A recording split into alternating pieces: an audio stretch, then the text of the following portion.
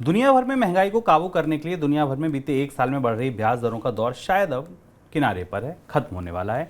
अमेरिकी central bank के अधिकारियों ने अगली बैठक में ब्याज दरों में बढ़ोतरी को रोकने के संकेत दिए हैं। दूसरी तरफ यूरोपियन सेंट्रल बैंक की चीफ ने कहा है कि भविष्य में ब्याज दरों में बढ़ोतरी ज्यादा तेजी से नहीं होगी। इधर भारत में भी कई बैंकों ने जमा और कर्ज पर ब्याज दरें घटाना शुरू कर दिया है। पंजाब नेशनल बैंक ने फिक्स डिपॉजिट पर ब्याज दर घटाई है।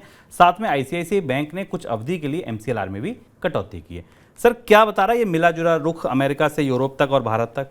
अमेरिका और यूरोप के बाजारों में मंदी की आशंका अब गहराने लगी है और इसके संकेत हमें दो महत्वपूर्ण हिस्सों से मिलते दिखते हैं। एक तो कमोडिटी की प्राइसेस में मंदी भी है, नरमी भी है और तेज गिरावट भी दिख रही है। कच्चे तेल की कीमत पर हम लगातार आपसे बराबर बात कर रहे हैं कि $75 से नीचे है।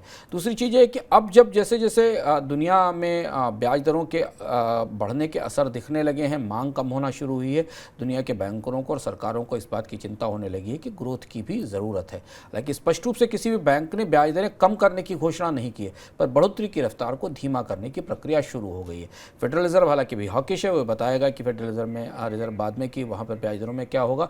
यूरोपियन सेंट्रल बैंक ने कहा है कि महंगाई मौजूद है, उसकी वो चुनौती है, लेकिन फिलहाल ब्याज दरों में बढ़ोतरी की प्रक्रिया को थोड़ा रुक रुक कर किया जाएगा। लगभग भारत के रिजर्व बैंक ने जैसा किया है वैसा ही संकेत दुनिया के बाकी देशों के बैंक भी दे रहे हैं। और इसके साथ एक दूसरी जो सबसे बड़ी चिंता की बात है और अगर ये वास्तविकता साबित होती है तो दुनिया की अर्थव्यवस्था में मंदी का दौर समय से पहले या जल्दी आ सकता है। वो चीन की अर्थव्यवस्था से आने वाले आंकड़े हैं।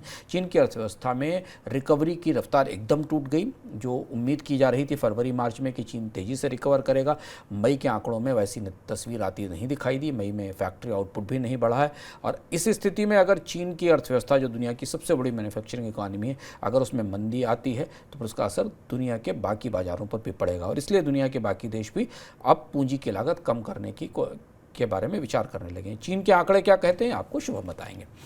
चीन की अर्थव्यवस्था से खराब आंकड़ों का सिलसिला खत्म ही नहीं हो रहा। नेशनल ब्यूरो ऑफ स्टैटिस्टिक्स के ताज़ा आंकड़ों के मुताबिक चीन का मैन्युफैक्चरिंग पीएमआई मई में घटकर 48.8 रह गया, जो इससे पहले अप्रैल में 49.2 था।